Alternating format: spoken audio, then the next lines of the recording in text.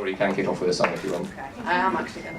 Do people know This Is My Moment by Marty McCutcheon?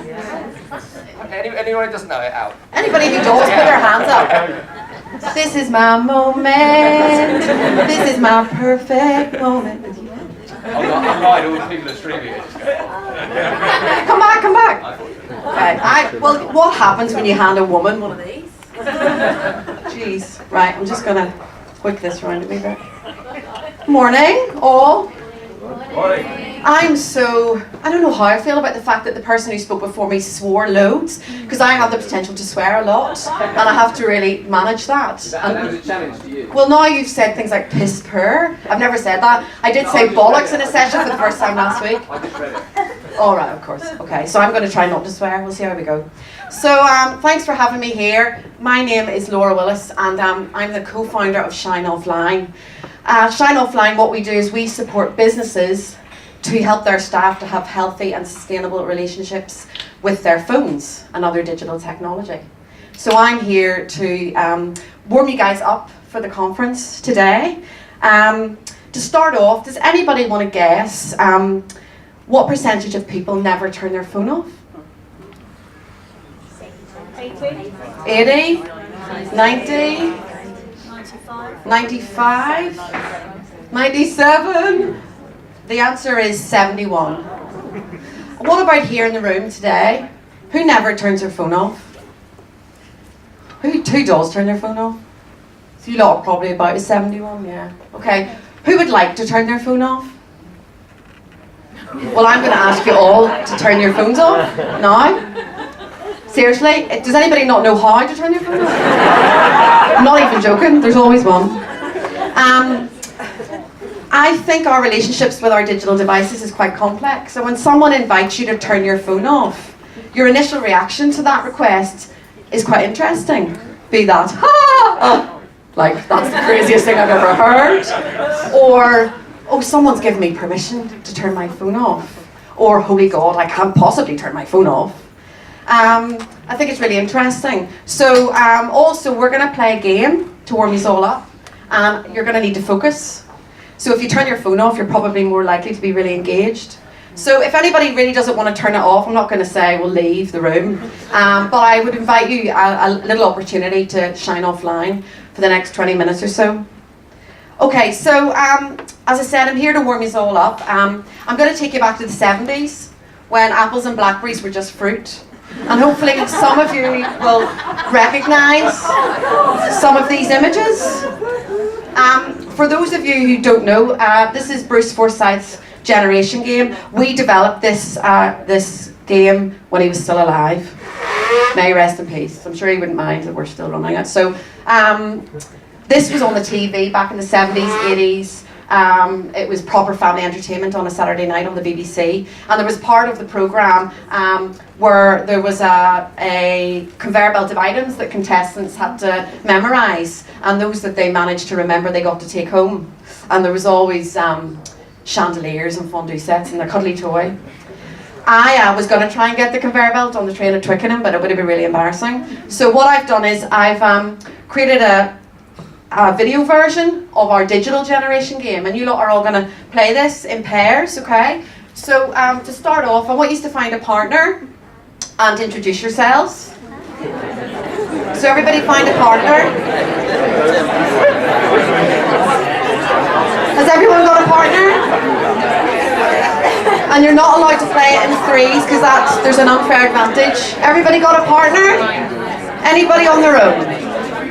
Oh, okay, that lady, you two could join up if you don't mind moving, one of you, okay, wicked. Alright, so this is our digital generation game, and it's effectively a memory game. So in your pairing, what you're going to do is you're going to watch a video, and the video is like a conveyor belt. There's 15 items going past one at a time. And what you have to do in your pair is you have to memorise as many of these 15 items as possible.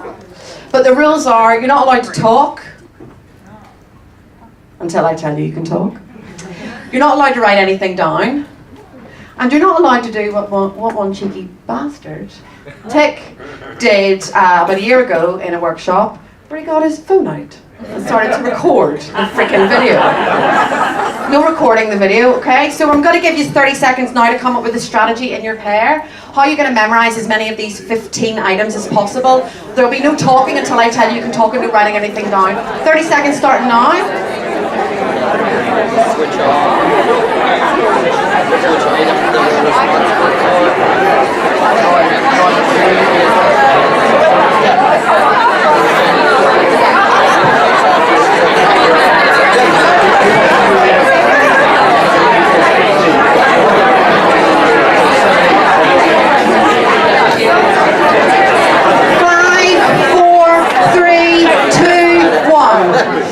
Okay, time's up.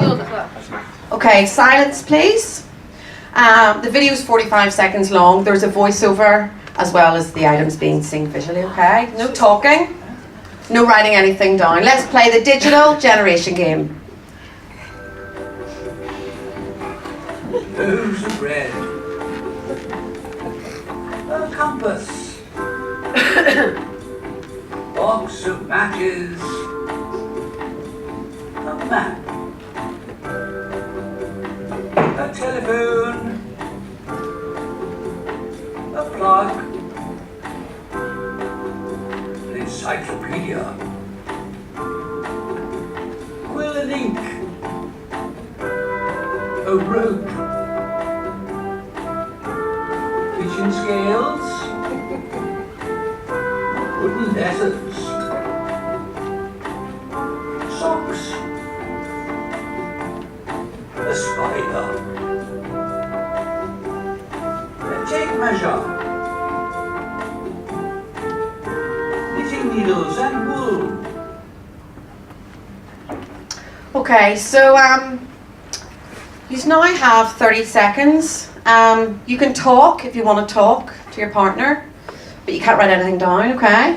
So you've got 30 seconds to talk, to try and retain, or you can just be quiet, whatever. 30 seconds starting now. No, did I say you could talk? No, I did. Sorry, I'm tired. I'm really tired.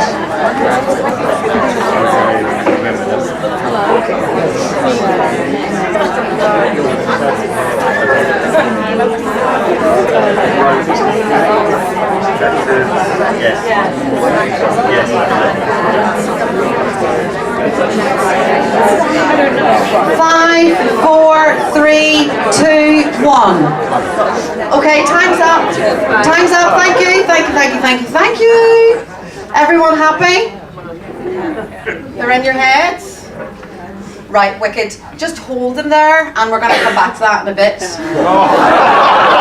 But in the meantime, I want to talk about this world that we're living in, and I'm sure you can all understand and relate to this image that's on the screen at the moment. A lot of us are constantly connected an awful lot of the time these days, thanks to our smartphones and our mobile technology, which is amazing. I want to share some stats with you. So the number of mobile device related actions that the average person is carrying out in 24 hours, so that's every time they physically interact with their phone, touch, tap or swipe it. Bit of research from 2017. Any guesses how many, what the number was this? Every time they physically interacted with the phone? 300? 700? 1,000? I'm gonna maybe, I was gonna try and, sorry? Yeah, higher or lower. I can't do the Brucey thing. Well, the answer is actually 2,617. 1 in 3 of us are checking for messages in the middle of the night. An Ordnance survey carried out research in 2015. They asked people what were the skills they considered essential to survive modern day life. The fascinating thing about this list is only one is not to do with being online, which is number 7, being able to turn your water off at the mains, which I still can't do. How we spend our days has changed a lot since the smartphone was introduced. So this is the average 24-hour working day. 3 points in history. 2007 was the year the smartphone was launched. 2015, and then the data from 2017 is April of that year. So the amount of time we spend sleeping, working and commuting, and on survival, which is the things you have to do, like eating, washing, looking after your children, they've not really changed. The white is the personal stuff. This is the sweet stuff. This is where we form our intimate relationships, where we carry out our hobbies, the stuff that flashes before your eyes when you're on your deathbed. You know, the bungee jumps, the sunsets, etc. And red is screen time. So the year that the smartphone was launched, about half of that time was spent in front of a screen. And in 2015, that had grown quite a lot. And then by April of 2017, the vast majority of that time was found to be spent in front of a screen. So what that effectively means is this little slither of yellow, it's where our individuality lives, and it's where our intimacies live. And Adam Alter, business psychologist based in New York, who kindly allowed me to steal this from his TED Talk, believes that our humanity lives in that slither of yellow. And I think it's fascinating to see that nothing has changed really since the smartphone was launched and put into all of our hands, but that's changed massively. So what is the impact of all of this? Well, I believe, because I've experienced this myself, that a lot of us just feel really overwhelmed, because information is coming at us from every angle on a pretty constant basis. We live in a 24/7 connected world. We're stimulated and occupied for most of our waking hours, and a lot of us feel really digitally distracted. We're not that present. We find it quite hard to be in the moment and be here now. Continuous partial attention is something that a lot of us suffer from.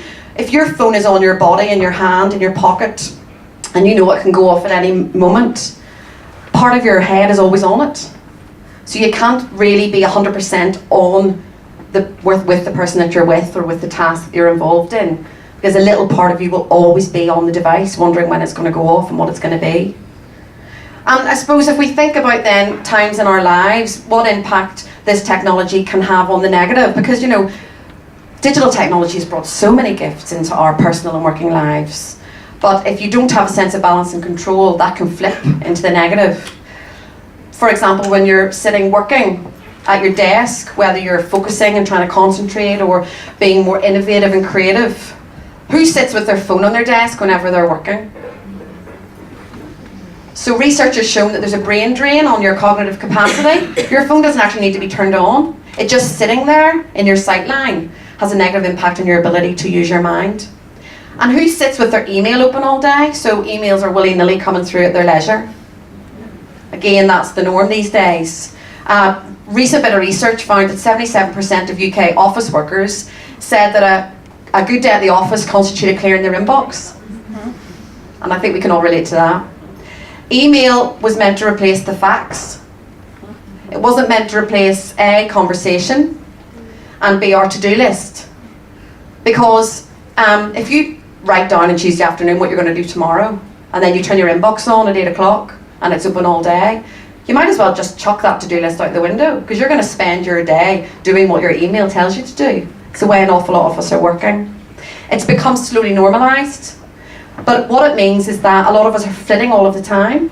So our opportunity to get into a place of deep focus and concentration, to really focus and do that hard work and come up with those amazing things, it's just not possible, because we're jumping on and off all day.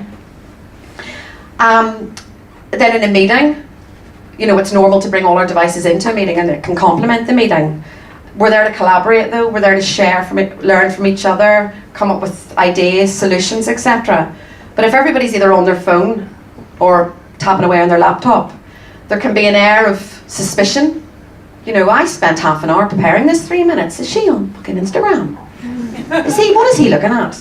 Everyone's being fucked. And what impact does that have on us as people? Your own self-esteem and, you know, the connectivity of those people in that room. Then if you go to grab coffee with a colleague, you know, a lot of us carry our phones with us all of the time. And so that continuous partial attention thing is there, where we can't really truly connect properly with that person. You know, we need to get on with our colleagues, because strong, positive relationships at work are really important for us on a personal level, but also for the success of the business. But if our devices are potentially pulling us away from the person that we're with, the intimacy of that relationship is changing. And then if you're waiting for the bus to go home or the train, that's an opportunity for pause, for reflection, for a bit of a mind wander, for a daydream. And yet those are the times where a lot of us occupy our heads with activity on our devices. Solitude is a thing of the past for a lot of us. Solitude being when the only thoughts you're with are your own. Because if you're actually alone, but occupying yourself on your device, then you're not really solitary at all. But we need that solitude. Or if you're driving home, David Beckham. You know, we're putting our lives at risk, the lives of other people. We're so pulled to our devices that being a responsible driver just goes out the window. It doesn't really matter anymore because there's something we've got to check. Sitting watching Game of Thrones with your other half. Don't tell me what happens in episode 4 because I haven't seen it yet. Are people watching Game of Thrones? Yes. Oh my God. Now, episode 3 was quite dark in points, which is the only thing. But anyway, if you're not watching it, you need to get on. And I'm jealous because I'd love to go back to the start. But yeah, when you're sitting in the evening and you're cuddling up with your flatmates or your loved ones or whatever. You know, a lot of people report that they might sit together and watch something, but they're both on their phones the whole time. And what impact that has on your ability to come together in your personal time with the people that you love. Deloitte research has shown that 1 in 3 of us have argued with our partner about excessive mobile phone usage. So I think is something that a lot of people can relate to. And then we go to bed at night. Who here uses their phone as their alarm clock? Who has a child who until quite recently woke at 4:38 and doesn't need a fucking alarm clock? Jesus. And when I talk about it, he starts to do it again, so I probably shouldn't say anything. Why wouldn't you use your phone as your alarm? Because there's an alarm on it. Easy. Change the volume, change the tone. Not only are one in 3 of us checking it in the middle of the night, but if the last thing you do before you go to sleep, you know, this whole thing about blue light and melatonin, whatever. Yeah, I get it. There's something bigger going on.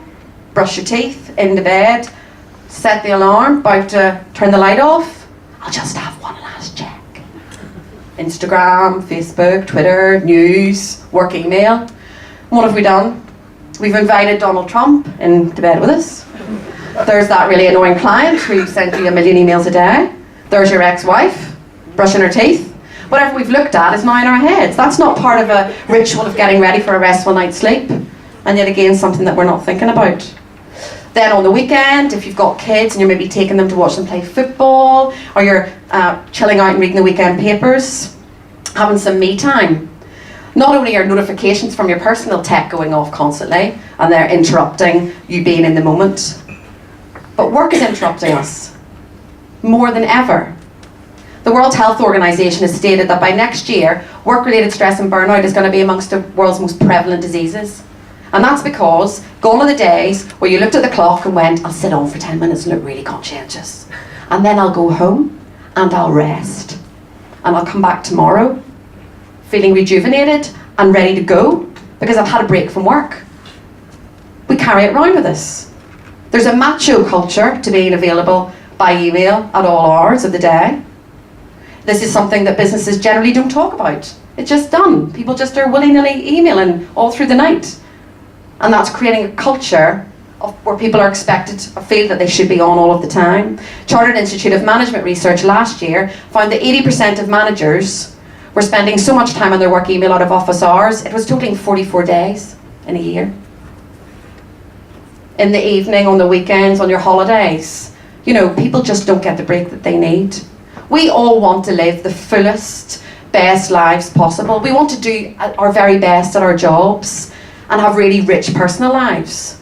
But if you have an out-of-control relationship with your digital device, which was given to us to ease our lives and bring convenience and benefit, if you're not in control of the way that it's used in your world, then you just can't be your best self at work and you just can't have the best personal life possible. Okay, shut up Laura, what's the crack with the game? Back to the game. You're now gonna have, hopefully people have pen and paper in your pairing. If not, you can write these into your phone. I want you to try and remember the 15 items and I'll let you put them in your phone if you don't have pen and paper. You can talk. I'll give you a minute.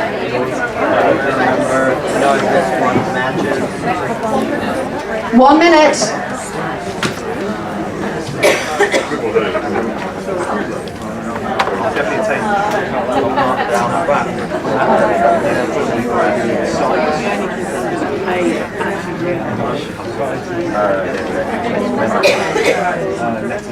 Okay. Yeah.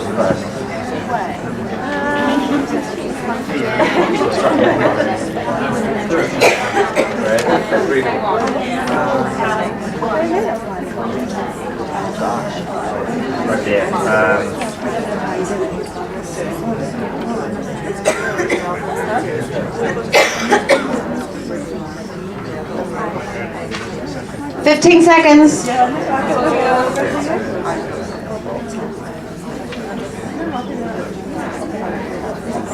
Five, four, three, two, one. Okay, guys, time's up. Does anybody think they got all 15? Anyone? 14? 15 at the back.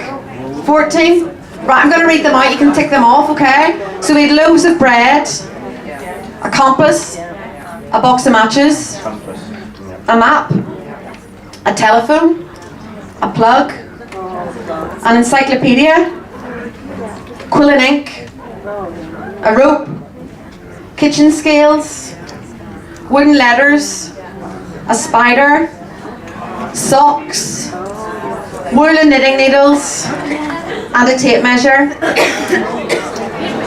Anybody get 15? 14? 13? Oh God, because I have prizes but I don't have that many. Right, you can fight me for them at the coffee break. I've got chocolate mobile phones with me, so... Okay, so why did I get just to play that game?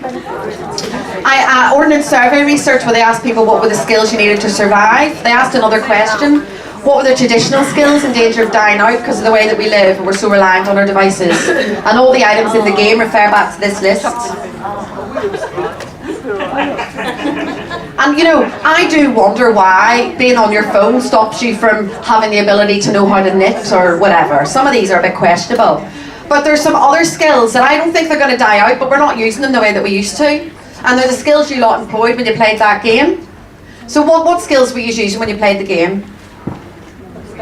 Communication, your memory, observation, storytelling, teamwork, your focus, visualization, thinking outside the box, using your creative mind. They're all things that we don't do the way that we used to. And I think that we all need to take an opportunity to pause and reflect about the way that we're using our devices, and that's why I'm here today. What I want to invite you to do is bring some consciousness to your relationship with your phone today, okay? Now, Chris and Matt and the boys are encouraging you guys to use the Slido, and I want you to ask me questions, so you better post some questions on the Slido, and you know, post and all the rest of it. But I suppose it's about bringing some consciousness to that. You know, if you're listening to somebody talk and they say something that really resonates with you, you know, you don't necessarily need to tweet it in the moment. You can write it down and tweet it at the coffee break. Or if you do decide to go on with intention and purpose. I'm going to go on and ask a question on the Slido, and I'm not going to get lost in my email, or I'm not going to reply to that WhatsApp that's come through. We need to be mindful of where we're placing our attention. We've got to take personal responsibility for this. Before we reach for our phones, we need to pause and think about if we need to go onto them now. And if we do go onto them, bring intention to how we use them. These things aren't going anywhere. 5G's round the corner. And I don't think they should go anywhere. The problem isn't really with the technology, although you know there is a lot around the way they're designed and the persuasive elements, but an awful lot of it is to do with how we as humans are interacting with these devices. We need to bring some responsibility back to that and be present in our lives, feel in control.